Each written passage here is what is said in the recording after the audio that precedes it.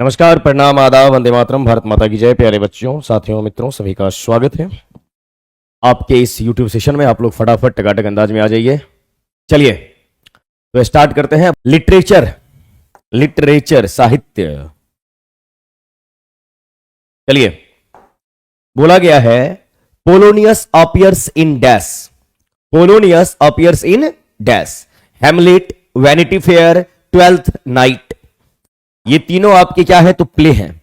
Sorry, इसमें दो आपके प्ले हैं, एक आपके हैमलेट और एक आपका ट्वेल्थ नाइट। ये क्या है? ये एक प्ले है। और इस प्ले को लिखने का काम, यानी इसकी प्ले राइट कौन? तो विलियम शेक्सपियर साहब। विलियम शेक्सपियर साहब। ये जो आपका वैनिटी फेयर है, ये एक नॉवेल है। वैनिटी फेयर क्या है? आपका एक नॉवेल है। और इसके राइटर कौन है? तो इसके राइटर हैं William Makepeace Thackeray. William Makepeace Thackeray.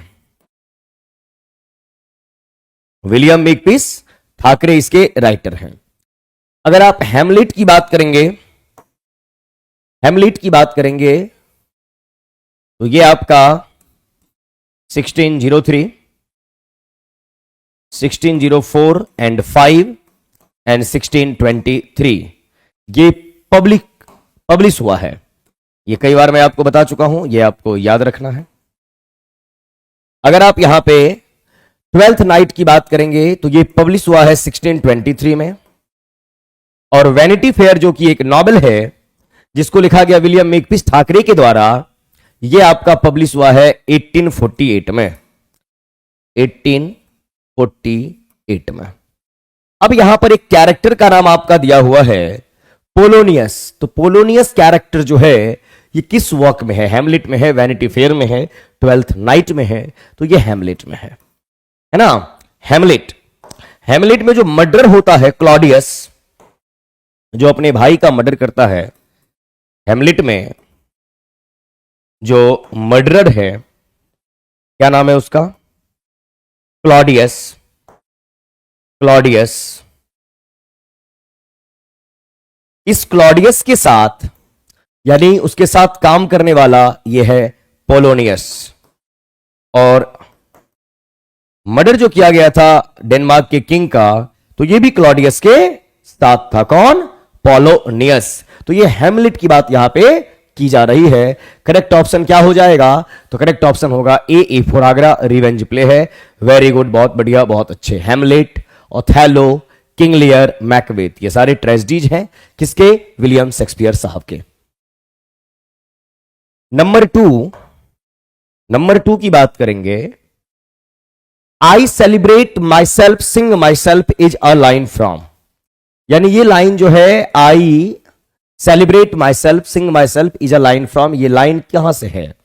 The prelude से है, द स्कूल फॉर स्कैंडल से है, और लिव्स ऑफ ग्रास से है। अब आइए यहां पे, सबसे पहले तो द प्रील्यूड जो आपका है, इसके राइटर कौन है? तो द प्रील्यूड के राइटर हैं आपके विलियम वर्ड्सवर्थ। विलियम वर्ड्सवर्थ, ये आपको मालूम होना चाहिए। प्रील्यूड आपका पब्लिश कब होता है? तो 1850 में। यानी, और 1850 में कब? तो विलियम वर्ड्सवर्थ के डेथ के बाद। तो विलियम वर्ड्सवर्थ के डेथ के बाद इसको पब्लिश करवाया गया। किसके द्वारा? तो विलियम वर्ड्सवर्थ की वाइफ हैं मैरी हटचिंसन। मैरी हटचिंसन के द्वारा पब्लिश करवाया गया था विलियम वर्ड्सवर्थ के डेथ के बाद, द प्रील्यूड। प्रील्यूड में नंबर ऑफ बुक्स की अगर आप बात करेंगे, प्रील्यूड में नंबर ऑफ बुक्स की बात करेंगे। हाँ मामा, क्लास में। हाँ क्लास में बिल्कुल। ठीक। अब यहां पे देखिए, द प्रील्यूड जो है 1850 में पब्लिश हुआ। इसमें जो बुक की संख्या है 14 बुक्स है द प्रील्यूड में। ये भी आपको ध्यान में रखना है। क्लियर? कितने बुक्स हैं? 14 बुक्स हैं। और विलियम वर्ड्सवर्थ का मोस्ट इंपॉर्टेंट वर्क है। द स्कूल फॉर स्कैंडल, ये एक प्ले का नाम है। द स्कूल फॉर स्कैंडल ये एक प्ले का नाम है। ये प्ले आपका आया 1777 में, है ना। और इसके राइटर हैं रिचर्ड ब्रिंसले, रिचर्ड ब्रिंसले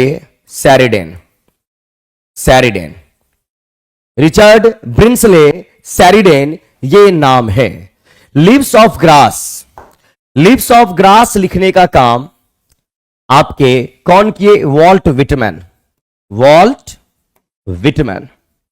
और वॉल्ट विटमैन जो है ये आपके अमेरिकन राइटर हैं।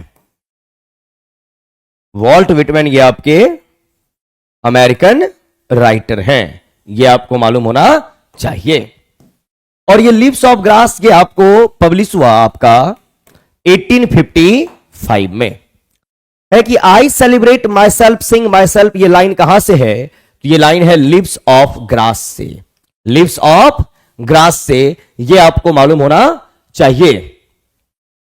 12 बुक्स नहीं है, 10 बुक्स है ना, ध्यान रखेंगे। सॉरी 10 बुक्स बोल रहा हूं, 14 बुक्स हैं। और ये लीव्स ऑफ ग्रास की लाइन है वॉल्ट विटमैन लिखने का काम किए हैं। ऑटोबायोग्राफी है। वेरी गुड, बहुत बढ़िया, बहुत अच्छे।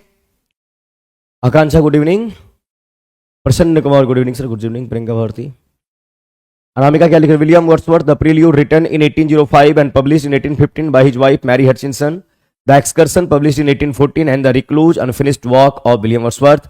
एक्सकर्सन में कितने बुक्स हैं अनामिका? या सभी से पूछना चाहूंगा, Excursion written by William Wordsworth, कितने बुक्स हैं एक्सकर्सन में? बताइए। 9 बुक्स। अनामिका लिखिए 9 बुक्स। वेरी गुड, बहुत बढ़िया, बहुत अच्छे। नंबर 3 है आपका जियोसु कार्डुसी, ये एक इटालियन राइटर है। ये कौन है? तो ये आपके इटालियन राइटर है। ये एक इटालियन राइटर है और इन्हें मिला नोबेल प्राइज। इन्हें क्या मिला? Nobel prize. और ये इन्हें नोबेल प्राइज कब मिला?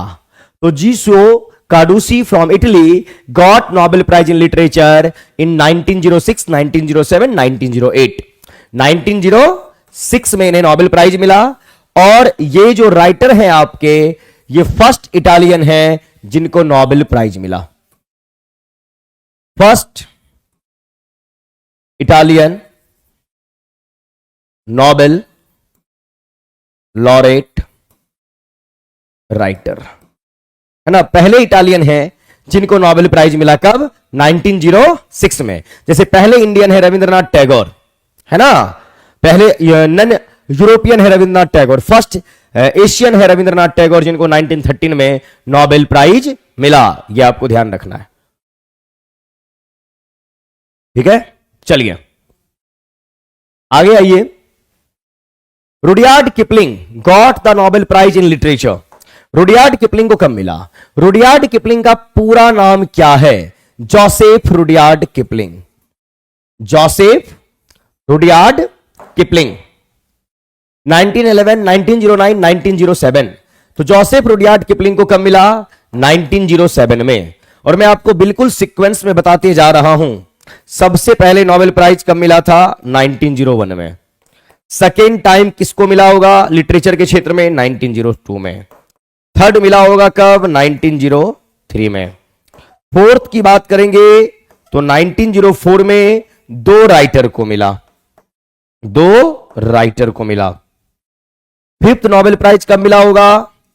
1905 में, है ना। लेकिन 5वीं बार जो मिला होगा लिटरेचर के क्षेत्र में, तो ये आपके कौन से राइटर रहे होंगे? 3 इधर हो गया, 2 इधर हो गया, 5। ये छठे राइटर आपके रहे होंगे, है ना। और फिर 6 में किसको मिला? तो 1906 में मिला होगा। और फिर 7th में 1907 में आपका नाम आता है रुडयार्ड किपलिंग। तो रुडयार्ड किपलिंग 8th पोजीशन के राइटर हैं, 8वें राइटर हैं या लिटरेचर के क्षेत्र से बिलोंग करने वाले राइटर हैं, पर्सन है जिनको नोबेल प्राइज मिला है 1907 में। और ये सब नाम आपको याद होना चाहिए। मैं बहुत ही सीक्वेंस में आपको बताते हुए जा रहा हूं। चलिए आप मुझे यह बताइए कि 1904 में जो दो राइटर हैं वो दो राइटर कौन हैं, उनका नाम क्या है जिनके बीच में नोबेल प्राइज शेयर किया गया। सुप्रिया नाम लिखी है, Jose Echegaray and Frederic Mistral. Very good, बहुत बढ़िया, बहुत अच्छे। सैली प्रूडहॉम पहले हुए जिन्हें नोबेल प्राइज मिला, बहुत बढ़िया, बहुत अच्छे, लाजवाब, है ना। चलो बहुत बढ़िया, ऐसे ही याद रखिए, सभी का नाम याद होना चाहिए, ध्यान आप रखेंगे। नंबर 5 में आ जाओ। A representation of a serious action that results in a calamity is called. बोला गया अ रिप्रेजेंट, आप रिप्रेजेंट कर रहे, और सीरियस एक्शन को, किसी सीरियस एक्शन को बताने का काम कर रहे, दैट रिजल्ट जो परिणाम निकालता है, इन अ कैलामिटी, कैलामिटी का मतलब क्या होता है, दुख, तकलीफ, पीड़ा, यानी यहां पे वर्ड आपका आता है कैलामिटी के लिए डिजास्टर, कैलामिटी के लिए वर्ड आता है आपका क्या, डिजास्टर, एफ्लिक्शन, दुख, तकलीफ, पीड़ा। और दुख, तकलीफ, पीड़ा को बताने के लिए, यानी नेगेटिव एक्शन के साथ जब कुछ लिखा जाएगा उसे आप क्या कहने का काम करेंगे, वो कॉमेडी तो होगा नहीं, कॉमेडी तो हंसी है, पोएम नहीं, वो क्या होगा आपका ट्रेजेडी, और कॉमेडी का एंट्रीम क्या होता है, ट्रेजेडी। तो a representation of a serious action that results in a calamity, calamity का मतलब प्रॉब्लम, तो ये आपका क्या हो जाएगा, ट्रेजेडी हो जाएगी, ना कॉमेडी ना पोएम होगा, ये आपको ध्यान में जरूर रखना है, ट्रेजेडी। वेरी गुड, बहुत बढ़िया, बहुत अच्छी। कैटेस्ट्रॉफी, बहुत अच्छा वर्ड लिखा है आपने, कुमकुम कुमारी, कैटेस्ट्रॉफी, CATSTROPH। एपोक्लिप्स भी एक वर्ड होता है दुख के लिए, APOCALYPSE, एपोक्लिप्स, बहुत बढ़िया, याद रखेंगे आप, है ना। चलिए अब यहां आगे आ जाइए। आगे बोला गया नंबर 6 में, what is juxtaposing two contradictory things, terms और आइडियाज लाइक साइलेंसिंग रोर। अब जक्सटेपोजिशन वर्ड का मीनिंग क्या होता है, जक्सटेपोजिशन का मतलब होता है बाय द साइड ऑफ, जो बिल्कुल बगल में है। हर एक वर्ड का मीनिंग जानिए, वर्ड का मीनिंग नहीं जानेंगे बात नहीं समझ में आएगा आपको। By the side of, to contradictory, अब कॉन्ट्राडिक्टरी का मतलब होता है अपोजिट फीलिंग, कॉन्ट्राडिक्टरी वर्ड का मीनिंग होता है अपोजिट फीलिंग, और अपोजिट फीलिंग की बात करेंगे यानी विरोधाभास की बात आप यहां पर कर रहे हैं। थिंग्स, टर्म्स और आइडियाज लाइक साइलेंसिंग रोर, अब रोर का मतलब होता है शोरगुल, और साइलेंस का मतलब क्या होता है, एकदम चुपचाप रहना। तो भाई जब मामला शांति का होगा तो शोरगुल कैसे, शोरगुल तो शांति कैसे। तो ये आपका अपोजिट या कॉन्ट्राडिक्टरी फॉर्म्स तो है, फीलिंग तो है, लेकिन ये किस फॉर्म में, तो ये आपका है फ्रेज के फॉर्म में। और जब फ्रेज के फॉर्म में बात करेंगे उसे आप बोलने का काम करते हैं ऑक्सीमोरोन। क्या बोलते हैं, ऑक्सीमोरोन कहते हैं। अब यहां पर आपका आया है बैलेड। बैलेड क्या होता है, तो बैलेड का मतलब होता है रोमांटिक सॉन्ग या romantic poem. Ballad means romantic song या फिर रोमांटिक पोयम। ऑक्सीमोरोन की बात करेंगे तो ऑक्सीमोरोन आपका वही है, फ्रेज के फॉर्म में होगा और अपोजिट फीलिंग के साथ, कॉन्ट्राडिक्टरी टर्म्स के साथ। जैसे आप क्या बोलते हैं, ओपन सीक्रेट आप बोलते हैं, ओरिजिनल कॉपी बोलते हैं, रेगुलरली इरेग्युलर, ये भी एक टर्म इस्तेमाल किया जाता है, रेगुलरली इरेग्युलर। अब आपने बोला वो नियमित रूप से अनियमित है, तो जो रेगुलर है वो इरेग्युलर कैसे होगा, और जो इरेग्युलर है वो रेगुलर कैसे होगा, तो इसी को आपने क्या बोला, ऑक्सीमोरोन, और वही है साइलेंसिंग रोर। करेक्ट ऑप्शन आपका हो जाएगा बी फॉर बॉम्बे। पर्सोनिफिकेशन में मानवीकरण इसको आप कहते हैं, और पर्सोनिफिकेशन में क्या निकल के आता है कि जब एक नॉन ह्यूमन को आप बना क्या देते हैं, ह्यूमन बना देते हैं, यानी मानव बना देते हैं, तो उसे आप क्या कहने का काम करेंगे, पर्सोनिफिकेशन कहने का काम करते हैं। पर्सोनिफिकेशन कहने का एग्जांपल आप क्या लेते हैं, जैसे आपने बोला द स्काई इज मूविंग, अब आसमान है, मूविंग करने का काम तो कोई इंसान करेगा, आप यहां मूविंग करने की बात कर रहे हैं, द स्काई इज मूविंग, तो ये आपका क्या हो गया, घूमने फिरने का काम कोई इंसान कर सकता है। तो नॉन लिविंग को आप लिविंग बना रहे, नॉन ह्यूमन को आप ह्यूमन बना रहे, ये आपका क्या होता है, पर्सोनिफिकेशन। करेक्ट ऑप्शन हुआ यहां बी फॉर बॉम्बे, ऑक्सीमोरोन, है ना, ध्यान आपको रखना है। एंटीथेसिस होता है अनुकुमारी, वहां पे क्लॉज होगा। एंटीथेसिस क्लॉज के फॉर्म में, फ्रेज और क्लॉज में डिफरेंस यह है कि फ्रेज आपका होता है group of words, phrase group of words without verb, ये फ्रेज है। क्लॉज की बात करेंगे group of words with verb, ये क्लॉज है, ये ध्यान रखेंगे, ठीक है ना। चलिए number 7, who was Pythias, who was Pythias. अब ये किनका नाम है? Aristotle sister, Aristotle mother, Aristotle spouse. सबसे पहले एरिस्टोटल के बारे में 2-3 चीज आप पढ़े हैं, तो उसको आप क्विकली रिकैप कर लीजिए। एरिस्टोटल का बर्थ कब हुआ ये आपको बताना है, प्रीवियस सेशन में पढ़ा चुका हूं और जो बता चुका हूं वो जरूर पूछूंगा। बर्थ कब, डेथ कब, बर्थ का प्लेस कहां, ये आपको बताना पड़ेगा। एरिस्टोटल, और एरिस्टोटल क्या है? एक फिलॉसफर है। क्या है? एक ये फिलॉसफर है। क्लियर है मामला? अब आइए यहां, तो who was Pythias, Aristotle sister है, एरिस्टोटल मदर है, या एरिस्टोटल के स्पाउस, यानी बिल्कुल हां, एरिस्टोटल की वाइफ का नाम है। क्या नाम है? वाइफ, वाइफ स्पाउस यानी पति या पत्नी। तो करेक्ट ऑप्शन यहां पर हो जाना है सी फॉर कैनेडा। मैंने बर्थ और डेथ का टाइम पूछा आपसे, तो ये पैदा हुए हैं 384 बीसी, डेथ होती है 322 बीसी। किस जगह पैदा हुए? एस्टेजिरा, STAGIRA। और एस्टेजिरा कहां पे है? तो ग्रीस में। कहां? तो ग्रीस में। ये आपको ध्यान में जरूर रखना है, और ये सब आप पढ़ चुके थे। क्लियर है ना? चलो बहुत बढ़िया, बहुत अच्छे, लाजवाब। धनंजय गुप्ता जी प्रणाम सर, प्रणाम प्रणाम भैया, टाइम पे आना है। नंबर 8 में क्या लिखा हुआ है? Aristotle's writings cover the subject of. Aristotle जो भी लिखने का काम किए, तो इनकी राइटिंग ने किस किस चीज को कवर किया, यानी किस किस सब्जेक्ट पे बात बनी? Music and poetry, theatre and physics, geology and metrology. तो यहां पर म्यूजिक और पोएट्री, पोएट्री के बारे में भी ये बात किए हैं, क्लियर, और जियोलॉजी और मेट्रोलॉजी इनके बारे में भी ये बात किए हैं। करेक्ट ऑप्शन जो आपका हो जाएगा यहां पर डी फॉर दिल्ली होना चाहिए एरिस्टोटल के रिगार्डिंग, सी नहीं, डी होगा आंसर। नंबर 9, अब आप लोगों को क्वेश्चन आसान लगता होगा, है ना। मैं एक ही टाइप के क्वेश्चन बार बार इसलिए देता हूं ताकि आपको आसान लगने लगे, फिर इसका पैटर्न हम बदल देंगे। इन which novel does Truman कैपोट, Trueman कैपोट, ये एक दिन और आपके क्वेश्चन में आए हुए थे। ये आपके अमेरिकन राइटर हैं, नाम जरूर याद रखिए। हो सकता है फर्स्ट टाइम आए, सेकेंड टाइम आए तो आपको अजीब लगे, लेकिन इसी चीज को अगर 10 बार आप प्रैक्टिस कर लेंगे तो आपके लिए क्या हो जाएगा? फैमिलियर हो जाएगा। In which novel does Truman Capote explore the true crime story of the Clutter family murders. तो ट्रूमैन कैपोट जो है ये अमेरिकन राइटर हैं, और इन्होंने एक्सप्लोर किया है true crime story, true crime story है of the Clutter family murder. किस वर्क में इस ट्रू क्राइम को रिप्रेजेंट करने का इन्होंने काम किया है? तो Breakfast as Tiffany's, in cold blood, other voices, other rooms. तो किस चीज में ट्रूमैन कैपोट ने ये बात बोला है ट्रू क्राइम के बारे में, क्लटर फैमिली से रिलेटेड जो है, तो वो आपका है in cold blood, in cold blood. और ये तीनों के writer, Breakfast at Tiffany's, in cold blood, other voices, other rooms, इस तीनों के राइटर जो आपके हैं वो आपके हैं ट्रूमैन कैपोट,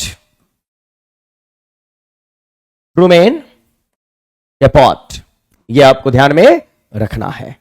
और ट्रूमैन कैपोट जो है तीनों के राइटर हो गए। अब ये तीनों पब्लिश कब हुआ है? अगर आप ध्यान से देखेंगे, अदर वॉइसेस अदर रूम्स ये पब्लिश होता है 1958 में, 1958 में। इन कोल्ड ब्लड की बात करेंगे तो ये पब्लिश हुआ 1965 में। और ब्रेकफास्ट एट टिफिनीज की बात करेंगे तो ये आपका पब्लिश हुआ है 1948 में। पब्लिशिंग ईयर भी याद रखिए, टफ होता है, लेकिन आप कोशिश करेंगे तो धीरे धीरे होता चला जाएगा। करेक्ट ऑप्शन आपके हो गए B for Bombay, in cold blood, in cold blood. Very good, बहुत बढ़िया, बहुत अच्छे।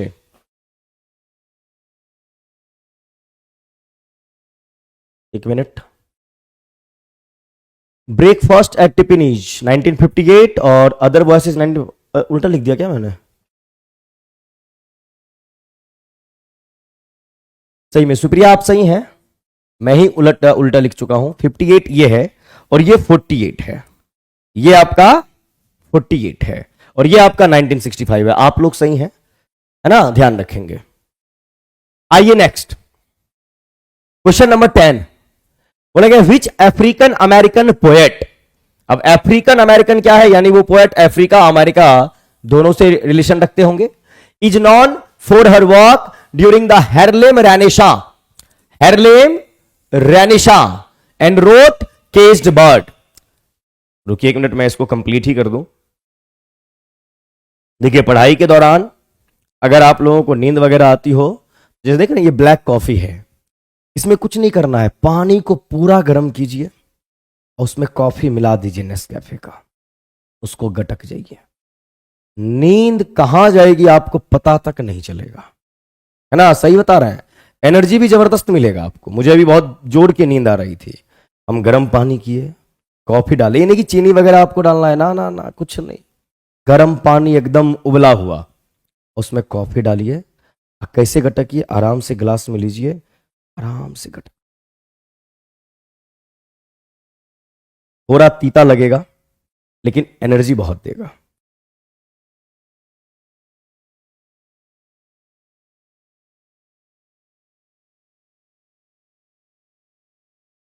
अब लगता है आग लगा देंगे, कहां, यूपी और बिहार में। आइए इधर, तो बोला गया यहां पे which African American poet is known for her work during the Harlem Renaissance and wrote Caged Bird. Harlem Renaissance क्या है? ये एक लिटरेरी मूवमेंट है, ये एक लिटरेरी मूवमेंट है। और ये लिटरेरी मूवमेंट आया कहां? तो अमेरिका में। कहां आया? अमेरिका में। कब? तो 1920s और 1930s में ये हार्लेम रेनेसां दिखता है, जो कि एक लिटरेरी मूवमेंट है, अमेरिका में आया है। इसी अमेरिका में एक और मूवमेंट आया था, लिटरेरी मूवमेंट ही था, लिटरेरी मूवमेंट था, आपको कुछ दिन पहले हम बताए थे, लिटरेरी मूवमेंट। और उस लिटरेरी मूवमेंट का नाम था ट्रांसीडेंटलिज्म। ट्रांसीडेंटलिज्म ये भी अमेरिकन लिटरेरी मूवमेंट है। सही से लिखता हूं,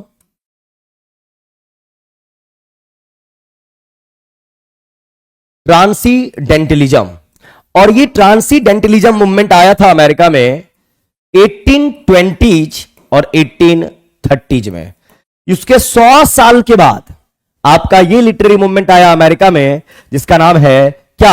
हार्लेम रेनेसां। हार्लेम रेनेसां, ये आप ध्यान में रखेंगे। तो बोला गया which African American poet is known for her work during the Harlem Renaissance and wrote Caged Bird. Caged word, है ना। तो ये किनका वर्क है, किस राइटर का?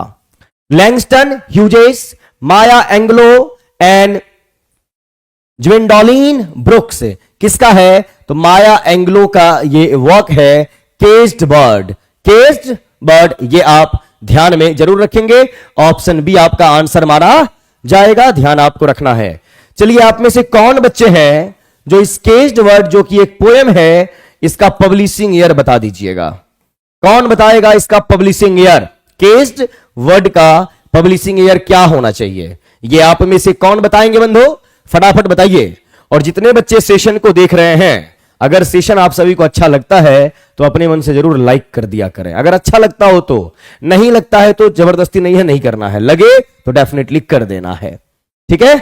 चलिए, 1969 I know why the cage was solving. Very good, बहुत बढ़िया, बहुत अच्छे, लाजवाब। ऐसे ही हर एक सवाल का जवाब देना है और मैं बहुत ही इत्मीनान से, स्थिर से आपको पढ़ाऊंगा, घबराने की बात नहीं है। Transcendentalist sir Ralph Waldo Emerson, very good. Emily Dickinson, Henry David Thoreau पूरा नाम है उनका, वॉल्ट विटमैन, ये ट्रांसीडेंटलिस्ट है, यानी ट्रांसीडेंटलिज्म जो आया था उस एज के राइटर हैं, है ना। बहुत बढ़िया, बहुत अच्छे। अब आगे आ जाइए। 11 क्वेश्चन आपसे क्या कह रहा है? Coolie, Coolie is a novel written by, ये जो कूली एक नॉवेल है किनके द्वारा लिखा गया? तो भैया लिखा गया मुल्क राज आनंद एक राइटर हुए, मुल्क राज आनंद राइटर हुए। मुल्क राज आनंद को क्या बोला जाता है? Father of Indian English literature, यह आपको ध्यान में जरूर रखना है। पर फिर यहीं पे मामला आ जाए, father of Indian English poetry. कई बार मैं बता चुका हूं, नाम बताइए कौन होगा father of Indian English poetry? कौन होगा? Pioneer of Indian English writings, Indian English writings. चलिए, तो father of Indian English literature Mulk Raj Anand ji, father of Indian English poetry कौन बताया? किसी का नाम नहीं आ रहा है यहां पर, गलत बात, नाम बताना है। निसिम एजिकियल, निसिम एजिकियल। और pioneer of Indian English writings, Indian English writings, तो ये आपके हो गए आर के नारायण। तीनों नाम अलग अलग याद रखिएगा, आर के नारायण। अब आइए यहां, कूली जो है, जो कि एक नॉवेल है, 1936 में पब्लिश हुआ। इसके राइटर कौन? मुल्कराज आनंद। क्या नाम है इनका? मुल्कराज आनंद। राजा राव खुशवंत सिंह? बिल्कुल नहीं। चलिए, राजा राव, हो सकता है फर्स्ट टाइम नाम देख रहे हो, इंडियन राइटर है।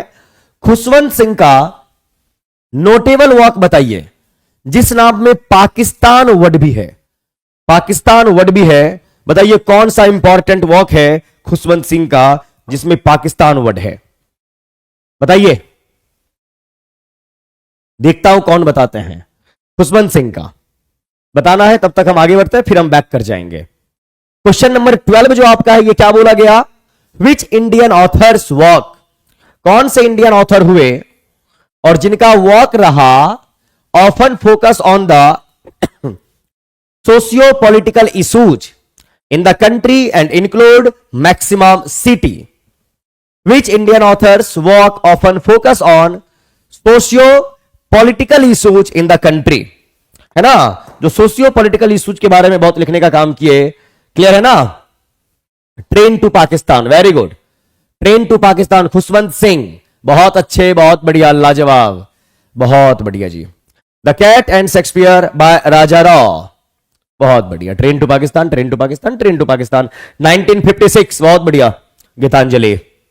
अब आइए, कौन से इंडियन ऑथर हुए जिनका जो वर्क है वो फोकस करता है socio political issues in the country? Aravind Adiga, Suketu Mehta and Kiran Desai.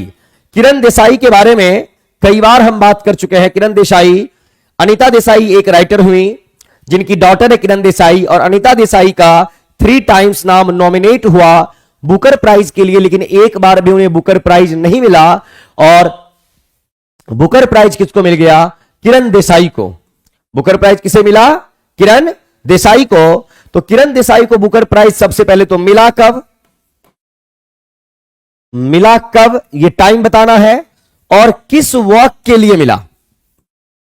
किस वर्क के लिए किरण देसाई को बुकर प्राइज मिला, यह आपको बताना है। और यहां पे इस क्वेश्चन का जो आंसर होगा कि कौन से इंडियन ऑथर हुए जिनकी लेखनी में सोशियो पॉलिटिकल इश्यूज दिखता है, वो है आपके सुकेतु मेहता। सुकेतु मेहता, बीबी फॉर बॉम्बे, है ना। चलिए, किरण देसाई को कब मिला बुकर प्राइज? बहुत बढ़िया, 2006 में, 2006 में बुकर प्राइज मिला। किस वर्क के लिए? किस वर्क के लिए, कौन बताएगा? The tiger by Aravind Adiga. हां, the tiger by Aravind Adiga. The tiger लिखा गया है अरविंद अडिगा के द्वारा। और एक वर्क है द टाइगर, उसकी स्पेलिंग ये है द TYGER। और ये द टाइगर लिखे हैं आपके एक ब्रिटिश राइटर हुए विलियम ब्लेक। William Blake. है ना, ये आपको ध्यान रखना है। विलियम ब्लेक बहुत अच्छे राइटर भी हुए और बहुत अच्छे पेंटर भी हुए, यानी राइटर और पेंटर दोनों हुए आपके कौन, तो William Blake.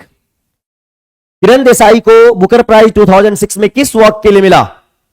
The inheritance of loss, पूजा कुमारी बहुत बढ़िया, अनामिका, अर्पणा बहुत अच्छे, सुप्रिया, प्रियम सिंह, शोभा सिंह बहुत बढ़िया, बहुत अच्छे। The inheritance of loss, very good, बहुत बढ़िया जी। जूली कुमारी गुड इवनिंग, गुड इवनिंग। अब आइए यहां पे, है ना, द इनहेरिटेंस ऑफ लॉस लिख ही देते हैं।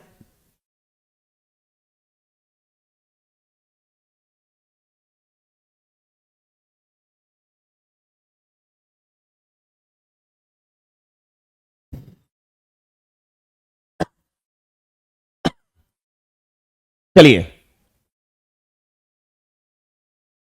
नंबर 13, यहां पर देखिए क्या लिखा हुआ है। In which year Thomas Shadwell was appointed as poet laureate of England?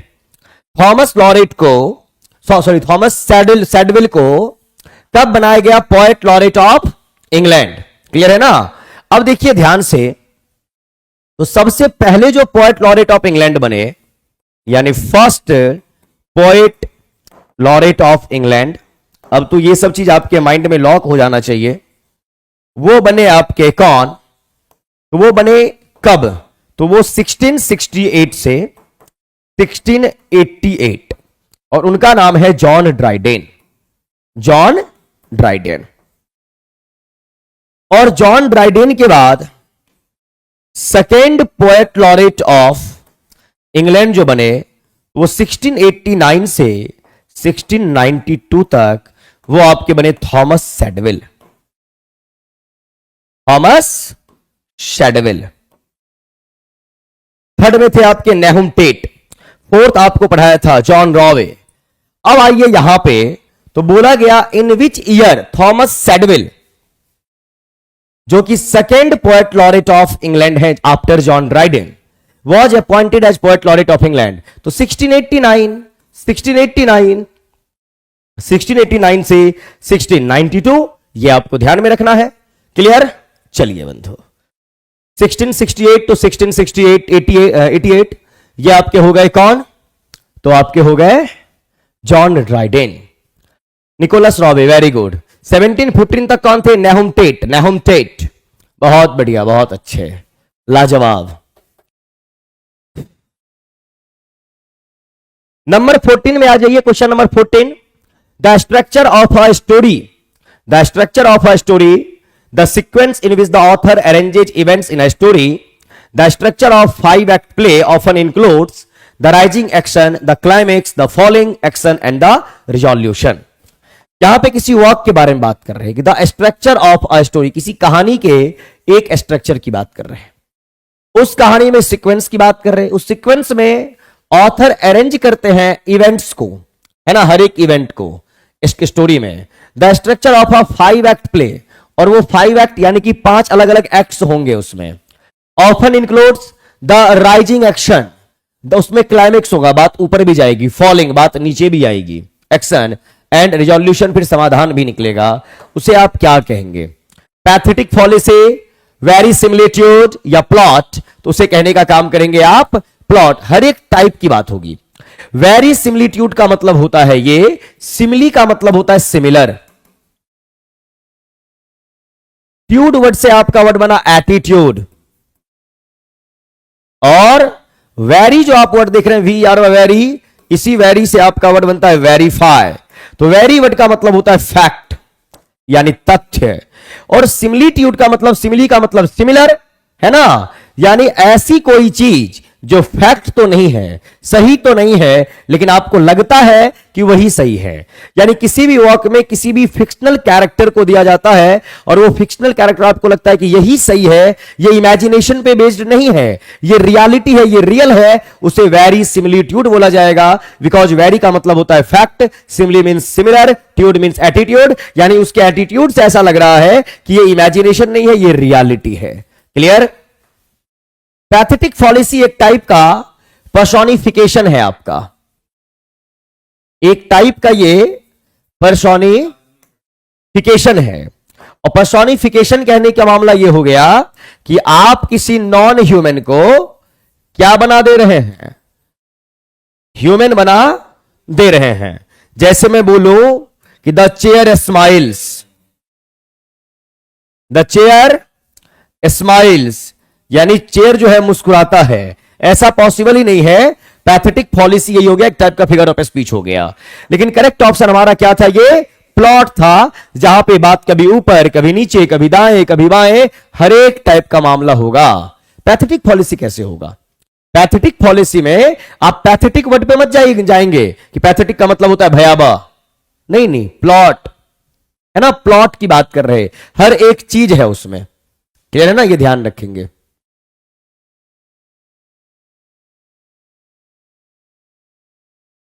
क्या हुआ गोपाल जी, क्या लिखते रहते हैं आप? तो हमें भी कंफ्यूज कर देते हैं, बीच में मेरा रिदम भी ब्रेक हो जाता है। इसलिए कॉपी नहीं करना चाहिए किसी का। क्या ऊपर से हंसने वाला स्माइल भी दे दिए, क्या है मतलब? नहीं समझा, बताइए। गोपाल भाई, मेरा रिदम ही ब्रेक हो जाता है।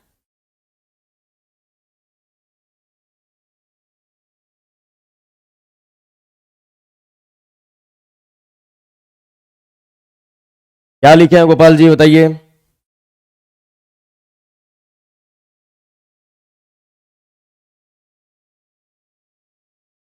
देखिए, आप लोग पढ़ने आते हैं, आंसर देना है, खुद को इवैल्यूएट करना है, मजे नहीं लेना है किसी का। और मजे लेने के चक्कर में मेरा क्या होता है, मेरा रिदम हो जाता है ब्रेक, फिर मुझे आने लगता है गुस्सा। मैं बहुत काम एंड कंपोज होकर पढ़ाने की कोशिश करता हूं, बहुत कंट्रोल्ड वे में।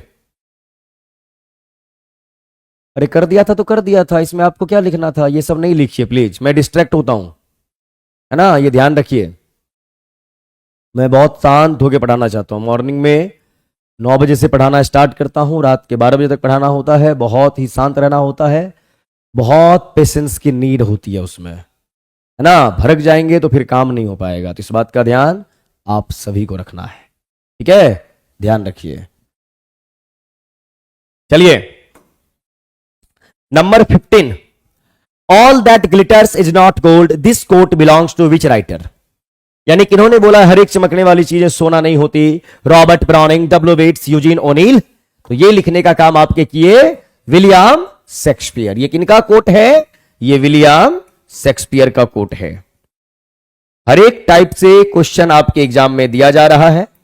सैटरडे संडे का पैटर्न अलग होता है, मंडे टू फ्राइडे का पैटर्न अलग होता है, धाकर बैच का अपना अलग पैटर्न है। हर एक बैच के माध्यम से मैं आप सभी को कंप्लीट करना चाहता हूं कि एग्जाम में कोई प्रॉब्लम ना हो।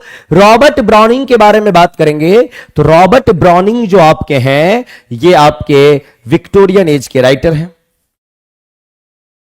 रॉबर्ट ब्राउनिंग मोस्ट इंपॉर्टेंट आपके राइटर हैं। इनके बारे में हम अपने धाकर बैच, जो कि लिटरेचर का बैच है, बहुत डिटेल्ड वे में पढ़ाए हैं। एग्जाम में क्वेश्चन यहां से पूछा जाता है। विलियम बटलर इट्स भी हम आपको पढ़ा चुके हैं अपने उस धाकर बैच में, है ना। इनका पूरा नाम क्या हो जाएगा? William Butler it's. और विलियम बटलर इट्स को 1923 में क्या मिला? तो नोबेल प्राइज मिला है। 1923 में नोबेल प्राइज मिला है, ये ध्यान में रखेंगे। यूजीन ओनील ये आपके अमेरिकन राइटर हैं। यूजीन ओनील ये आपके अमेरिकन राइटर हैं और इन्हें भी मिला है Nobel prize.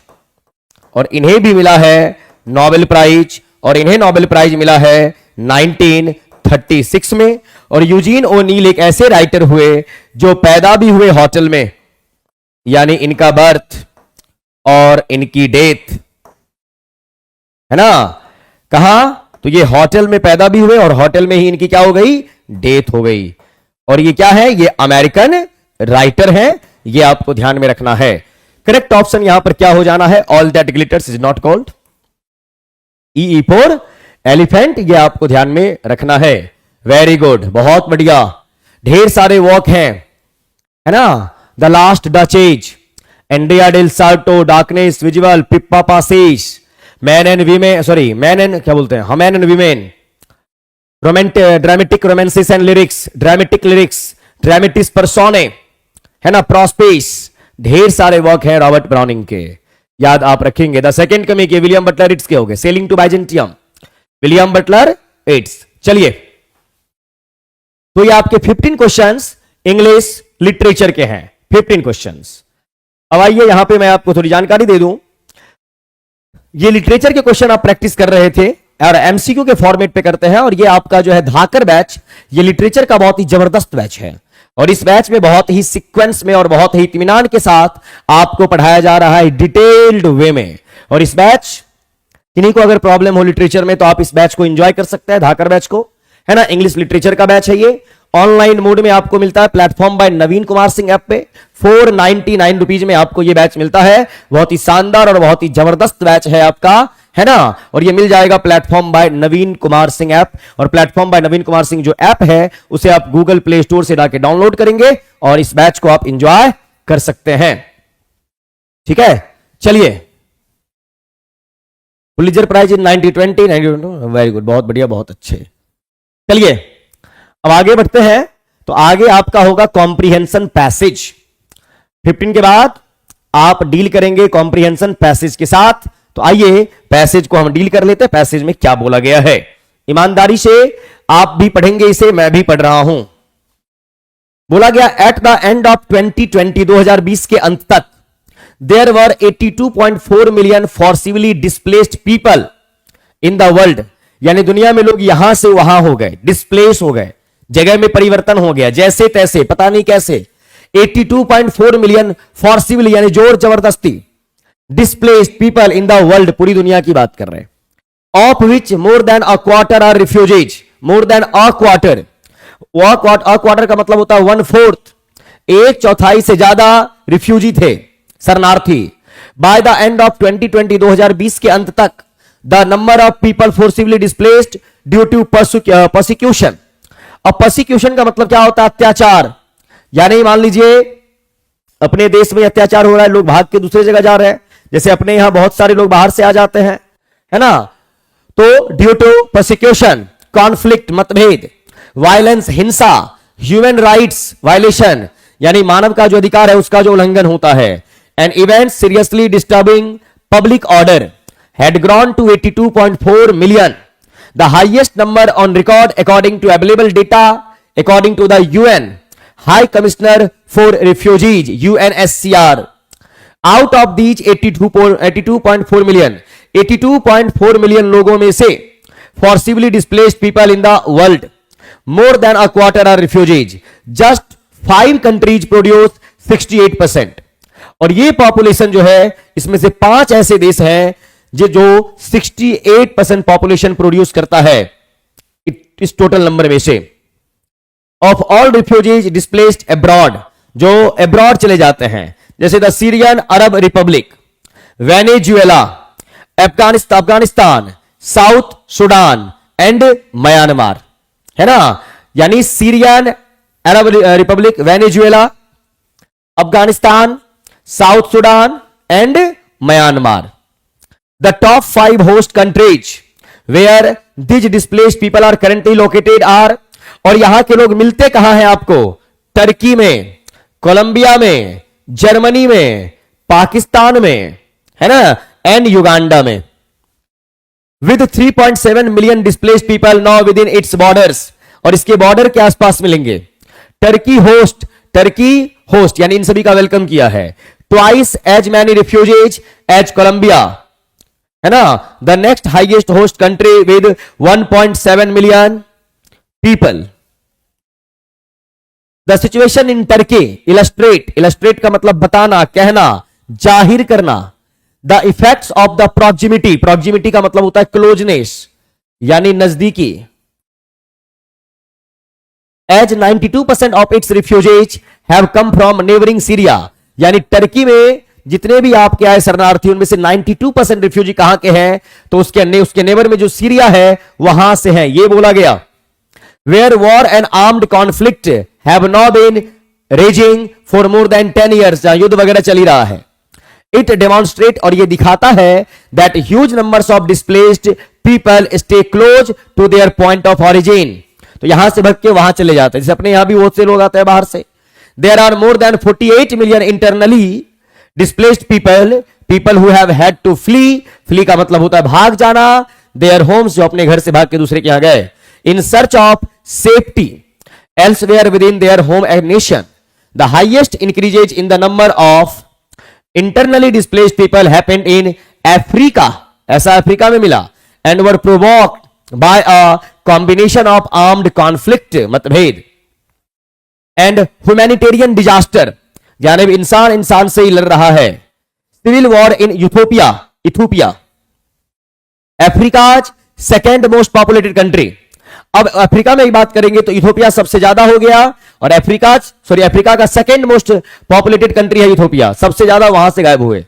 Has sparked a wave of displacement, वहां तो एक लहर आई डिस्प्लेसमेंट की, in a region that was already facing what the UNHCR calls a full scale humanitarian crisis, और यहां पर पूरा का पूरा दिखता ह्यूमैनिटेरियन क्राइसिस, मानव जीवन पे संकट। All in all, more than a million Ethiopian people had to leave their homes behind last year, the UNHCR says, और यहां से इतने लोग गायब हो गए, कितने लोग? A million, ये बोला गया। The passage is mainly about, अब ये पैसेज ये कॉम्प्रिहेंशन किस चीज के बारे में बोल रहा है आपसे? Refugees in host countries, internally displaced people, displaced persons around the world, यहां से वहां जो भग के जा रहे उसके बारे में बात की जा रही है। CC4 Canada. नेक्स्ट है आपका which statement is not true according to the passage, इसमें कौन सा ऐसा ऑप्शन है जो पैसेज के अकॉर्डिंग सही नहीं है? 1.7 million people from Syria have been displaced till now due to war and armed conflict. There are 82.4 million displaced persons in the world. ये तो सही है। Turkey is presently hosting 3.7 million displaced people within its border. ये भी सही है। Correct option यहां पर क्या बोला गया है ये आपको बताना है। 17 में बोला गया करेक्ट क्या है आपका, सॉरी नॉट ट्रू, सही क्या नहीं है आपका, तो वो आपका ए हो जाएगा। और सही के बारे में पूछता तो हमारा आंसर डी होता, because B and C are correct. The greatest number of people who have been displaced internally in their home country are Turkey, Afghanistan, Ethiopia. तो साउथ अफ्रीका का इथोपिया बोला गया है यहां पे, सॉरी अफ्रीका का, साउथ अफ्रीका बोल रहा हूं। Humanitarian disasters refer to all those given below except, humanitarian disaster की जो बात कर रहे हैं इसमें से कौन सा ऐसा ऑप्शन है जो ह्यूमैनिटेरियन डिजास्टर को रिप्रेजेंट नहीं करता, क्योंकि यहां पे लिखा हुआ एक्सेप्ट, यानी उस कौन सा ऑप्शन है जिसे छोड़ के, है ना, जो ह्यूमैनिटेरियन डिजास्टर को रेफर नहीं करता है? Armed conflict, earthquake and floods, violence and persecution. Humanitarian disaster का मतलब हुआ मानव ही मानव का दुश्मन है, तो वो तो आर्म्ड कॉन्फ्लिक्ट होगा, और वायलेंस एंड परसिक्यूशन का मतलब होता है अत्याचार, जाति के नाम पे, धर्म के नाम पे। तो आपका option B for Bombay, earthquake and flood, B for Bombay. 20 की बात करेंगे, बोला गया why do Syrian refugees prefer to take shelter in Turkey. अब सीरिया रिफ्यूजी टर्की में ही क्यों रहते हैं? Select the main reason. Turkey is a beautiful country, Turkey provides the refugees with all amenities, सारी सुविधाएं देता है, एमिनिटी का मतलब facility. Turkey is the nearest hospitable country to Syria, नजदीक में है इसीलिए भग के लोग वहीं चले जाते हैं। करेक्ट ऑप्शन C4 कनाडा, ये आपको ध्यान रखना है। तो चलिए बंधु बताइए सबसे पहले आप ये कि 5 में कितने सही हुए, ईमानदारी से बताओ। कॉम्प्रिहेंशन में 5 में कितने सही हुए आपके, बताना है।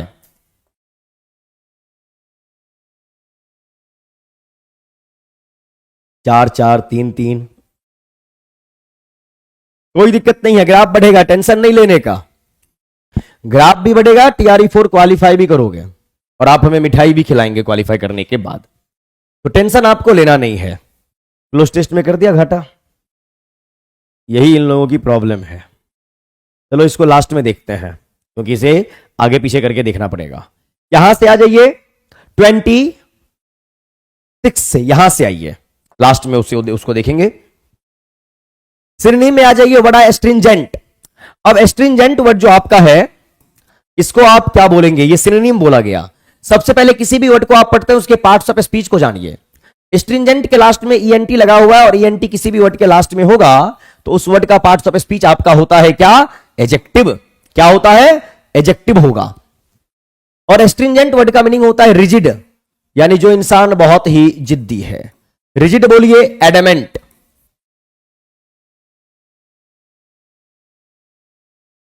ऑब्स्टिनेट, जिद्दी के लिए, है ना, यह आपको ध्यान में रखना है। श्रिंक का मतलब होता है सिकुड़ना। श्रिंक मीन्स क्या हो जाएगा? कॉन्ट्रैक्ट, छोटा होना। CONTRACT, कॉन्ट्रैक्ट यानी सिकुड़ जाना। इसी को बोलते हैं एब्रीज, ABRIDG। एब्रीज का मतलब होता है छोटा कर देना। ब्रीफ, BRIEF, छोटा कर देना, है ना। इसी को आप बोलेंगे क्या? समराइज या समरी, संक्षिप्त में। और इसी के लिए वर्ड आता है synopsis, SYNOPSIS, synopsis. Correct option आपका हो जाएगा क्या? सिकुड़ना। एस्ट्रिंजी, एस्ट्रिंजी वर्ड की बात करेंगे। स्ट्रिंग का मतलब होता है धागा, STRING। तो एस्ट्रिंग आपका है नाउन। एस्ट्रिंजी की बात करेंगे तो ये वर्ड आपका हो जाएगा एडजेक्टिव। और धागा जो होता है वह बहुत ही पतला होता है, तो थीन और कई बार लीन वर्ड भी इसका मीनिंग निकलता है। रिगरस का मतलब होता है जो इंसान बहुत ही जिद्दी हो, है ना। और रिगरस का मतलब जो डेडिकेटेड भी हो। इसी के लिए आप एक वर्ड इस्तेमाल कर सकते हैं, जैसे आपने बोला स्ट्रिंजेंट, रिजिड, एडमेंट, ऑब्स्टिनेट, तो इसके लिए एक वर्ड आ सकता है आपका, बहुत अच्छा वर्ड है, स्टिलवॉट। स्टिलवॉट या एस्टुबॉर्न, STUBBORN, या स्टाउंच, यानी जिद है किसी भी चीज को लेके, जिद पकड़ा हुआ है। रिगरस बोलते हैं स्ट्रॉन्ग, जब तक तोड़ेंगे नहीं तब तक छोड़ेंगे नहीं। तो सिनोनिम आपका हो जाएगा CC फॉर कैनेडा, ये आप ध्यान में रखेंगे। रिगरस बोला जाएगा, OUS लगा हुआ है, तो वर्ड आपका होगा एडजेक्टिव, ध्यान रखेंगे आप। 27 में आपका वर्ड आया है एंटोनिम, कॉन्ट्रेरी। कॉन्ट्रेरी, कॉन्ट्रेरी की बात करेंगे तो कॉन्ट्रेरी वर्ड जो आपका है ये वर्ब के तौर पे भी काम करता है, एडजेक्टिव के तौर पे भी काम करता है। कॉन्ट्रेरी वर्ड कहां से आया? तो एक वर्ड होता है आपका कॉन्ट्रास्ट, CONTRAST, कॉन्ट्रास्ट। एक वर्ड आपका होता है कॉन्ट्राडिक्शन, और एक वर्ड आपका होता है कॉन्ट्राडिक्टरी। कॉन्ट्राडिक्टरी। अब कॉन्ट्रास्ट की बात करेंगे तो कॉन्ट्रास्ट आपका है वर्ब। कॉन्ट्राडिक्शन ION लगा हुआ है तो वर्ड आपका नाउन। कॉन्ट्राडिक्टरी की बात करेंगे तो वर्ड आपका एडजेक्टिव। और इन सारे वर्ड्स का मीनिंग होता है अपोजिट फीलिंग। क्या होता है? अपोजिट फीलिंग, जिसको आप हिंदी में कहते हैं विरोधाभास। अब यहां पर एक वर्ड आया है अर्बेन, URBIN, अर्बेन। और एक वर्ड होता है आपका अर्बन, URBAN, अर्बन। और यहां पर वर्ड है अर्बेन। देखिए यहां पर ई लगा हुआ है, यहां पे नहीं लगा हुआ है। अर्बन का मतलब होता है related to city, related to city, यानी शहर से संबंधित। और अर्बेन वर्ड का मीनिंग होता है पोलाइट, यानी कि विनम्र होना। पोलाइट, हम्बल, विनम्र होना। एग्रीएबल वर्ड का मीनिंग होता है एग्री, वर्ब है आपका सहमत होना। और ABLE लग गया वर्ड के लास्ट में तो ये आपका हो जाएगा बंधु क्या? एडजेक्टिव। और एग्रीएबल वर्ड का मीनिंग होता है सहमत होना, है ना, सहमत। इसके लिए वर्ड आता है एक हार्मोनियस, हार्मनी। तो हार्मोनियस वर्ड की बात करेंगे सहमति प्रकट करने से। और अनप्लीजेंट वर्ड की बात करेंगे तो अन किसी भी वर्ड के पहले अगर आ जाए तो इस अन का मीनिंग होता है नॉट। और प्लीजेंट के लास्ट में ANT, ENT या ANT किसी भी वर्ड के लास्ट में होता है तो वर्ड आपका हो जाता है एडजेक्टिव। तो अनप्लीजेंट वर्ड का मीनिंग हो जाएगा जिस चीज में मजा नहीं आ रहा हो, अनप्लेजरेबल, PLEASURABLE, अनप्लेजरेबल। और अनप्लेजरेबल की बात करेंगे तो अन का मीनिंग होगा नॉट। और प्लेजर आनंद, ABLE, एबल का मीनिंग होता है योग, ये वर्ड आपका हो जाना है एडजेक्टिव। तो अनप्लेजरेबल, ये आपको ध्यान में जरूर रखना है। तो कॉन्ट्रेरी हो गया अपोजिट फीलिंग, और एग्रीएबल यानी कि सपोर्टिंग फीलिंग, तो ये आपका हो जाएगा antonym. Correct option B for Bombay. Disgraceful, unpleasant, unfavourable. Very good, बहुत बढ़िया। कैकोफनी वर्ड का इस्तेमाल होता है, कैको का मीनिंग होता है बैड, फोनी का मीनिंग होता है साउंड, हैविंग बैड साउंड, जिसको आप हार्श बोलते हैं, कोर्स बोलते हैं, है ना। चलिए बहुत बढ़िया, डिस्गस्टिंग, वेरी गुड। नेक्स्ट आइए, वन वर्ड का मामला है। अब इतना बड़ा वन वर्ड देख के आपको घबराना नहीं है। यहां ब्रैकेट में एक पार्ट दिया हुआ है और ब्रैकेट वाले पार्ट को ढूंढना है। A strong believer in fate, और फेट का मतलब होता है लक, यानी लक को मानने वाला इंसान, भाग्य को मानने वाला इंसान क्या कहलाएगा। यहां पर वर्ड आया है ऑथिस्ट, और थिस्ट, सबसे पहले आईएसटी लगा हुआ है। आईएसटी किसी भी वर्ड का सफिक्स होगा वो आपका होता है कॉमन नाउन। दूसरी बात, आईएसटी किसी भी वर्ड के लास्ट में हो उसका इस्तेमाल आप करते हैं लिविंग बीइंग यानी कि मानव के लिए, है ना। और अथिस्ट वर्ड को अगर मैं ब्रेक करने की बात करूं तो एक हो गया ए और एक हो गया आपका THEIST, थिस्ट। ए किसी वर्ड के पहले आता है, 99% इसका मीनिंग होता है नॉट।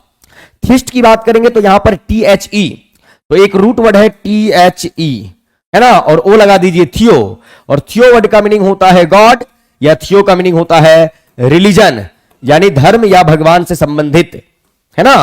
तो थियो मतलब गॉड, और इसी थियो वर्ड से आपका एक वर्ड बन जाता है थियोलॉजी, थियोलॉजी, और लॉजी वर्ड का मीनिंग होता है study, biology, study of life is called biology. तो लॉजी मीन्स स्टडी, थियो का meaning God, study of God, study of religion, जहां पे आप भगवान का अध्ययन करते हैं उसे आप क्या कहने का काम करेंगे, क्या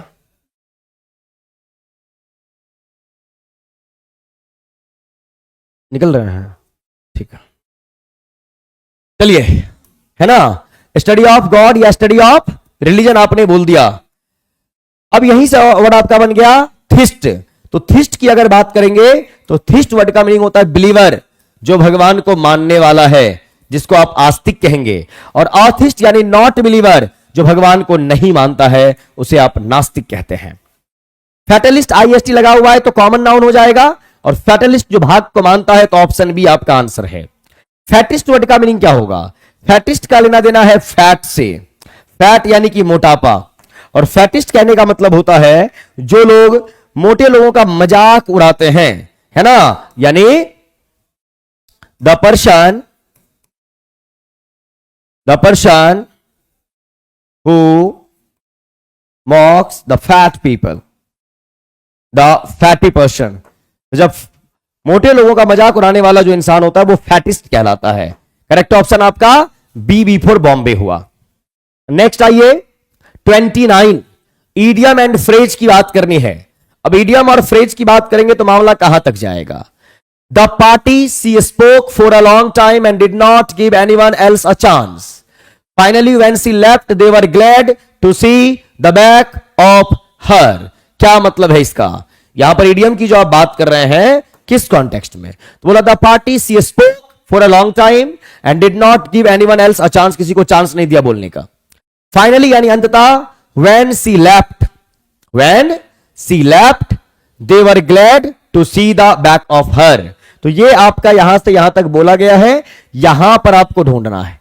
they were glad to see the back of her, तो they were glad that now there would be some place, they were glad to have her back, they were glad that she had left, यानी चली गई छोड़ के, ऐसा बोला गया। they were glad to see, अब यहां पे नहीं बोलेंगे, यहां पे क्या हो जाएगा, they were glad that she had left। अब ऐसा क्यों बोला गया वो देखिए, यहां पर अगर आप 2 + V1 इन्फिनिटिव का जब आप इस्तेमाल करते हैं, कई बार मैं बता चुका हूं कि 2 + V1 जो आपके इन्फिनिटिव की बात करता है वह फ्यूचर के एक्शन को बताने की बात करता है। दिया है इडियम फ्रेज, पूछ दिया कुछ सेंटेंस, है ना। ये डिड की बात करेंगे तो डिड आपका होता है किसमें, पास्ट में, और पास्ट का कॉम्बिनेशन पास्ट से होना चाहिए, तो they were glad that she had left, ये हैड पास्ट का। यहां टू हैव इन्फिनिटिव ये फ्यूचर के लिए हो जाता है, इसीलिए करेक्ट ऑप्शन आप जाएंगे सी फॉर कैनेडा। 30 में बोला गया ये आपका है इडियम, वो कुछ अलग ही क्वेश्चन था सेंटेंस इंप्रूवमेंट का। मैन फ्राइडे, ये अंडरलाइन पार्ट है, ये आपका इडियम है, और मैन फ्राइडे का मतलब बोलते हैं ना मेरा राइट हैंड है ना, मेरा सब कुछ यही देखता है उस कॉन्टेक्स्ट में। तो he is my best friend, I party with him every Friday night, he is my right hand man. तो मैन फ्राइडे का यही मतलब होता है राइट हैंड मैन, मेरा दाया हाथ है, उस सेंस में आप बोलते हैं। 30 नंबर क्वेश्चन। और 31 की अगर मैं बात करूं मिसेज दलाल हेड। अब यहां पर इस क्वेश्चन को आप कैसे सॉल्व करेंगे? तो इस टाइप के क्वेश्चंस इन जनरल एसएससी और बैंकिंग एग्जाम में देखने को मिलते हैं, लेकिन मैं डेली आप लोगों के लिए क्वेश्चन यहां पे पुट कर देता हूं। ये वाला इसको बोलते हैं सेंटेंस रीअरेंजमेंट। और इस टाइप के क्वेश्चन को सॉल्व करने के लिए आपको आना होता है ऑप्शन के पास। फर्स्ट ऑप्शन है ए, सेकंड में भी आपका ए से स्टार्ट हो रहा है, और सी में ए है, और बी ऑप्शन में आपका डी से स्टार्ट हो रहा है। लेकिन ओपनिंग लाइन यहां पे दी हुई है, Mrs Dalal had a soft spot for बूढ़ी मां, ऐसा बोला गया। अब यहां पर ए दिया हुआ है कि occasionally she gave the old woman. अब यहां पर जैसे ये क्लॉज हुआ, आगे दूसरा क्लॉज लिखेंगे तो यहां पर फिर एक कंजंक्शन चाहिए, तो ए आपका होना नहीं चाहिए ओपनिंग स्टेटमेंट के तुरंत बाद। और दोनों में ए दिया हुआ, ए और सी में दोनों ऑप्शन को करना पड़ेगा एलिमिनेट, है ना। और सी की अगर बी ऑप्शन की अगर बात करेंगे तो Mrs Dalal had a soft spot for बूढ़ी मां, ऐसा बोला गया। डी विद विच टू, है ना, जिसके साथ, तो डी हो सकता है आपका विद विच टू, और टू के बाद V1 चाहिए, तो सी में आपका क्या लिखा हुआ है? टू फ्लेवर, सॉरी डी के बाद सी है ना, to some ginger paste, to purpose को बता रहा है, to some ginger paste D C, और उसके बाद A ginger paste. Occasionally she gave the old woman flavour her stew. अब यहां पर वुमन के अकॉर्डिंग आपने क्या लगा दिया? हर। इसको बोलते हैं मैंडेटरी पेयर। तो ए के बाद बी का पेयर कहां कहां बन रहा है? एक बन रहा है ए में, ए और बी। ए के तुरंत बाद बी आना चाहिए क्योंकि वुमन के अकॉर्डिंग हर का इस्तेमाल हुआ। और एक बन रहा है ए और बी, मैंडेटरी पेयर। लेकिन मैंडेटरी पेयर तो बन रहा है, लेकिन सीक्वेंस भी आपको देखना पड़ेगा, तो वो आपका फिट कहां हो रहा है? बी ऑप्शन में। और आप लोग आंसर क्या कर रहे हैं? सी। सी कैसे होगा? Mrs Dalal had a soft spot for बूढ़ी मां, occasionally she gave, Mrs Dalal, अच्छा ठीक है, occasionally she gave the old woman, A C D, old woman some ginger paste, and B, एक मिनट, ए के बाद सी, सम जिंजर पेस्ट, उसके बाद D, with which to flavour her stew. Her stew से कैसे complete होगा यहां पे मामला, है ना? ए सी डी बी नहीं, ए और बी पेयर होना चाहिए था, तो वो तो सी में है ही नहीं ना। A C D, occasionally she gave the old woman some ginger paste, she gave the old woman some ginger paste, A C pair बन रहा है, ठीक है। डी में with which to, to occasionally, D के बाद फिर आप क्या बोल रहे हैं? टू फ्लेवर हर स्टू,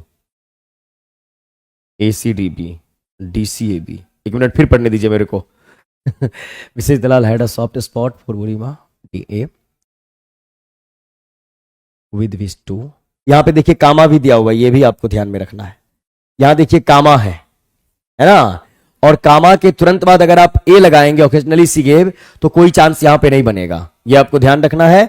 एक क्लॉज यहां पे हुआ, फिर आप कामा लगाए, इसीलिए डी सी ए बी के साथ ही जाना पड़ेगा, ये भी आपको ध्यान रखना, बी ही आंसर होगा, सी नहीं होना चाहिए। यहां पे पंक्चुएशन पे भी ध्यान देना पड़ेगा बच्चा, क्या लगा हुआ है? कामा, ये सब ध्यान जरूर रखिए, है ना, ध्यान रखना है। और रट्टा ये नहीं मारना है कि टू के साथ V1 भी होगा, टू के साथ नाउन या टू के साथ प्रोनाउन भी तो हो सकता है ना, ध्यान रखना है। डाउट रहा तो सवाल कीजिएगा। 32 में आइए क्या बोला गया? Private colleges dash huge fees but have not been successful in providing dash education. बोला प्राइवेट कॉलेज जो है अच्छी फी लेती है, लेकिन यहां पे इस्तेमाल कर दिया गया बट, यानी एडवर्सेटिव कंजंक्शन, अपोजिट फीलिंग, है ना। Have not been successful in providing dash education. तो private colleges collect huge fee but maintaining, अगर बट का इस्तेमाल कर रहे तो आपका वहां पर अपोजिट फीलिंग चाहिए नेगेटिव, तो मेंटेनिंग एजुकेशन नहीं चलेगा। प्राइवेट कॉलेज ह्यूज फी, है ना, पे ह्यूज फी ऐसा बोला गया। और better education, private college charge huge fees but have not been successful in providing quality education, पैसा लेती है क्वालिटी एजुकेशन नहीं देती है। She 33 cancer claimed Kim Suozzi at age 23 but she chose to preserve her brain with the dream that neuroscience may one day claim her mind। अब यहां पर यहां से अंडरलाइन पार्ट आपका दिया हुआ है, और कहां तक दिया है, यहां तक दिया है। ये आपका है क्या, सेंटेंस इंप्रूवमेंट का मामला। अब क्वेश्चन के लेंथ को देख के घबराने का नहीं है ना। समझिए बात को, क्या बोला गया कि cancer claimed Kim Suozzi at age 23 but she chose. अब यहां पर देखिए, क्लेम्ड यानी कि V2 यानी कि पास्ट में, यहां पर V5 का इस्तेमाल कर रहे। कॉम्बिनेशन ऑफ टेंस के अकॉर्डिंग प्रेजेंट का कॉम्बिनेशन कहां से होता है, तो भैया प्रेजेंट से ही होगा या फ्यूचर से, और पास्ट का पास्ट से। यहां पर आप पास्ट लिखे और यहां प्रेजेंट के साथ आ रहे, पॉसिबल नहीं है। और यहां पर ऑप्शन ए में आपने V2 किया, सही है past, to preserve her brain with the dream that neuro science में। अब यहां पर में ये भी आ गया प्रेजेंट में, जबकि मे का माइट होना चाहिए, ऑप्शन ए एलिमिनेट। ध्यान से देखिए, यहां पर V2 का मामला है, to have her brain preserved with the dream that neuro science might one day revive her mind. ठीक है, भी हो सकता है। यहां पर V2 का मामला, neuroscience to preserve her brain with that hope that one day it might be revived. अब इट माइट बी रिवाइव्ड ये हो गया आपके पैसिव में। अब किसके साथ आप जाएंगे, तो यहां क्या बोला गया देखिए, to preserve her brain with the dream that neuro science may one day claim her mind, है ना। और choose to have her brain preserve, have के साथ वर्ब का third form, B option, with the dream that neuro science might one day revive her mind, है ना। और one day it might be revived. अब न्यूरो साइंस जो है might, अब न्यूरो साइंस की बात करें, साइंस काम करेगा, might one day revive her mind. तो करेक्ट ऑप्शन एक्टिव में नहीं, बी में ही हो चाहिए आपका, सी बी बिफोर बॉम्बे होगा आपका यहां पे। Next 34, his mentor Rana Keshav asked was blind with in one I. Blind with in नहीं, ब्लाइंड इन वन आई, एक आंख से अंधा है ना। और ब्लाइंड टू का मतलब ये हो जाता है, ब्लाइंड टू का मतलब हो जाता है इग्नोर करना, इग्नोर करना, ये आप ध्यान रखेंगे। और ब्लाइंड इन यानी एक आंख से अंधा है। कई बार ब्लाइंड विद भी होता है, और अगर ब्लाइंड विद का इस्तेमाल कर दिए यानी दोनों आंख से अंधा है, यानी with two eyes, with two eyes यानी दोनों आंख से बंदा निपट चुका है, उस कॉन्टेक्स्ट में बात करेंगे। ब्लाइंड इनका मतलब वन आई, और ब्लाइंड टू का मतलब आंख रहते अंधा है, बात को इग्नोर कर रहा है। बोले पर्स में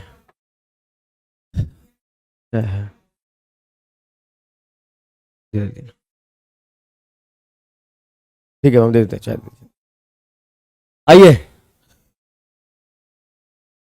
35।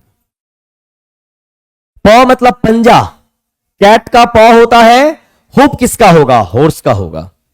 हुप किसका होगा, हॉर्स का होगा। ये एनालॉजी के क्वेश्चंस हैं, है ना। लायन, लैम्ब, पॉ मतलब कैट का पंजा, कैट के लिए पॉ वर्ड का इस्तेमाल करेंगे, तो हॉर्स के पैर के लिए हुप वर्ड का इस्तेमाल किया जाता है। इन बीपीएससी का प्रीवियस क्वेश्चन है या सर 6 to 8 का है? ये प्रीवियस ईयर क्वेश्चन आपका बीपीएससी तो 3 बार एग्जाम ही कंडक्ट करवाया है अभी तक बंधु। ये मैं जितने भी अपने कंट्री में टीजीटी पीजीटी का एग्जाम होता है, कुछ क्वेश्चंस नेट के होते हैं, इधर उधर से कलेक्ट करके कुछ क्वेश्चंस बैंकिंग के होते हैं, कुछ एसएससी के होते हैं, सब है ना फिल्टर आउट करके तब आप तक पहुंचाता हूं मैं। किसी एक एग्जाम का ये क्वेश्चन नहीं है। 34 का ये हो गया, विद इन नहीं, second option B before Bombay. अब आगे आइए बंधु, बात करते हैं कि करेक्ट वर्ड फाइंड करना है। Position position position. तो सबसे पहले एक वर्ड होता है वर्ब, POSSESS, पजेस। पजेस आपका वर्ब है जिसका मीनिंग होता है ऑन यानी अधिकार रखना, ये आपका वर्ब है। और इसी पजेस से आपका नाउन बन जाएगा POSSESSION, पोजीशन यानी कि अधिकार, POSSESSION। Correct option B before Bombay आपका आंसर है, ये आप ध्यान में रखेंगे।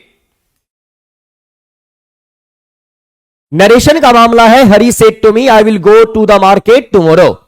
अब यहां पर हरी सेड टू मी की बात कर रहे हैं, तो सेड आपका क्या हो गया, V2। रिपोर्टिंग वर्ब की बात कर रहे हैं तो रिपोर्टिंग वर्ब गया है वर्ब के सेकंड फॉर्म में, फिर कामा, फिर यहां पे इन्वर्टेड कामाज, ये आपने लिखा रिपोर्टेड स्पीच, और ये आपका गया है सेल और विल के साथ, यानी फ्यूचर का मामला है।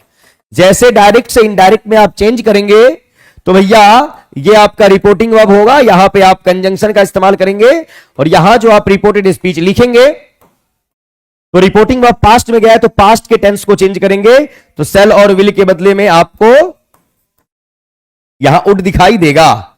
आइए बंधु, क्या होगा? तो Hari said to me I will go to the market tomorrow, तो हरी टोल्ड मी दैट। अब आई फर्स्ट पर्सन है, हरी के अकॉर्डिंग ही हो गया, विल को करना है चेंज, आपने किया नहीं, होगा नहीं।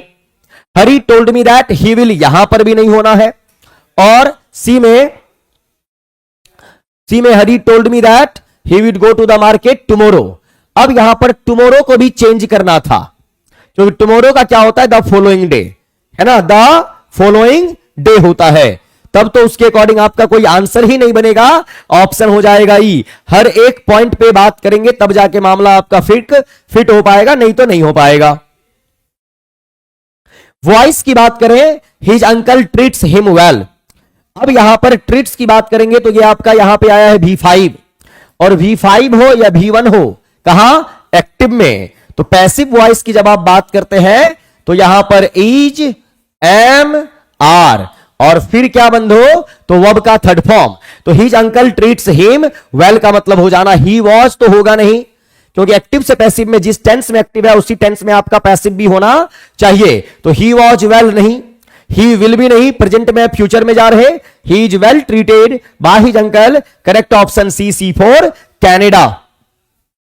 And 39, the boy with his friends dash chocolate at the supermarket.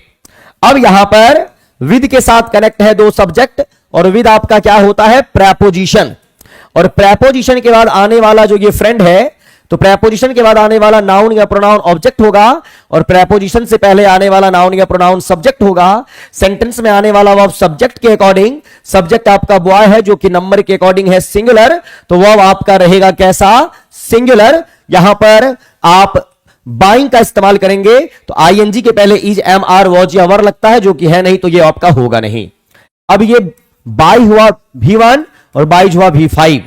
V1 number के अकॉर्डिंग होता है प्लूरल, और V5 नंबर के अकॉर्डिंग होता है बंधु हमारा क्या? तो सिंगुलर। तो यहां पर आपको जाना पड़ेगा बॉय के अकॉर्डिंग बाइज के साथ, V5 के साथ, है ना, ये आप ध्यान में रखेंगे। 40, एक मिनट रुकिए, बोलते बोलते हालत खराब हो जाती है।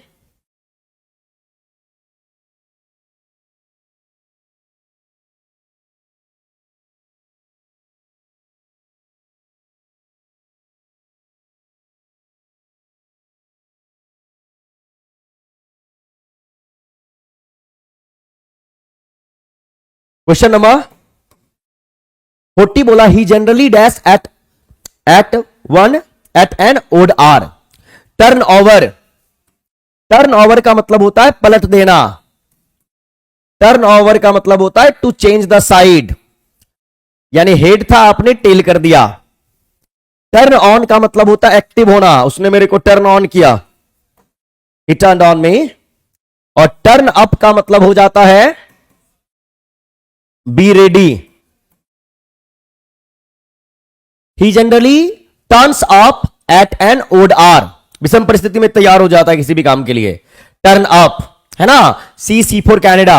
अब पीछे कुछ क्वेश्चंस हमने रहने दिया था, आ जाइए फटाफट टकाटक। यहां पर क्लोज टेस्ट के क्वेश्चन थे, और ये बंधु हमारे हम लोग परेशान कर देते हैं, हमारे टाइपिस्ट महोदय, बार बार कहता हूं कि क्लोज टेस्ट में स्लाइड के बगल में ही क्वेश्चन रहने दें। फिलहाल कोई बात नहीं, आइए पढ़ लेते हैं।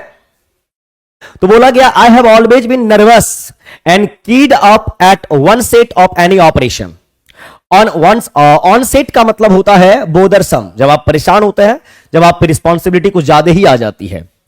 With Lord G next to me, I became even more tense, there was a sense of dash between us which did not belong in the theater. It was something electrical, a sort of involuntary interlocking of our dash selves, which she could not dash any more than I would. Inevitably, this was a dash at the operating table, the ritual of command and interlashing of hands and instruments demand a totally different dash. तो यहां पर कुल मिला के एक cloze test आपका दिया गया है। I have always been nervous keyed up at onset of the operation. किसी भी ऑपरेशन के रिगार्डिंग आप यहां पे बात कर रहे हैं, थिएटर वगैरह की बात यहां पे चल रही है। तो बोला गया I have always been a nervous and keyed up at onset of any operation with Lord G next to me. I became even more tense, बहुत टेंशन में आ गए। There was a sense of dash, तो there was a sense of what? Sense of futility, sense of consistency, sense of intimacy. Futility word का मतलब होता है futile, futile का मतलब होता है यूजलेस, इसका कोई सेंस बनेगा नहीं। कंसिस्टेंसी का मतलब होता है कॉन्टिन्यूएशन यानी लगातार, और इंटीमेसी का मतलब होता है क्लोजनेस। यहां पे आप क्या बोल रहे हैं? आ सेंस ऑफ बिटवीन अस, यानी दोनों के कॉन्टेक्स्ट की बात कर रहे हैं, सॉरी क्लोजनेस की बात कर रहे हैं। तो यहां पे आंसर क्या होना चाहिए? तो यहां पे आंसर होना चाहिए आपका of intimacy between us which did not belong in the theater. It was something electrical, a sort of involuntary interlocking of our dash cells, of our dash cell, projected cells, protracted cells और distracted cells. अब यहां पर मामला क्या होगा? तो बोला क्या गया है, ध्यान से देखिए, यही है, बार बार इधर लाना पड़ता है, इरिटेशन होता है इस टाइप के क्वेश्चन को सॉल्व करने में। क्वेश्चन सामने रहना चाहिए था। It was something electrical, a sort of intervoluntary interlocking of our dash cells, है ना। तो बोला क्या गया था? did not belong, तो belong नहीं तो एक साथ नहीं है, एग्री नहीं करेगा। तो यहां पर प्रोजेक्टेड नहीं, प्रोट्रैक्टेड नहीं, होना क्या चाहिए? डिस्ट्रैक्टेड। क्या इस्तेमाल करेंगे? प्रोटेक्ट का मतलब होता है पहले खींच लेना, प्रोजेक्ट करना, प्रोजेक्ट। तो करेक्ट ऑप्शन यहां पे आपका डिस्ट्रैक्ट होगा। फिर पीछे चलना पड़ेगा। Which she could not dash any more than I would, which she could not dash। अब could not dash का मामला क्या है? could not sever, could not help, could not solve। अब यहां पर could not help करने की बात की गई है, कंपैरिजन किया जा रहा है। देखिए, which she could not help any more than I would, comparison. inevitably यानी अनिवार्य रूप से this was a dash, this was a dash at the operating table। So this was a dash, this was a dash what? This was a propositions, this was a sufferance, this was a disturbance। अभी तक problem ही problem था passage में, तो जब problem होगा तो सफर feel करेंगे। आप देख लीजिए कैसे। तो which she could not help anymore, मदद नहीं मिली, then I would, inevitably this was a sufferance at the operating table। The ritual of command and interlacing of hands and instruments demand a totally different dash। Different what? तो different क्या बोला गया? Different companionship, बिल्कुल अलग अलग है सब, कोई किसी के साथ नहीं है, पार्टनरशिप रिलेशनशिप नहीं, कंपेनियनशिप की बात यहां पे कर रहे थे। इस 5 में कितने सही हुए आपके? ये आप मुझे बता देंगे।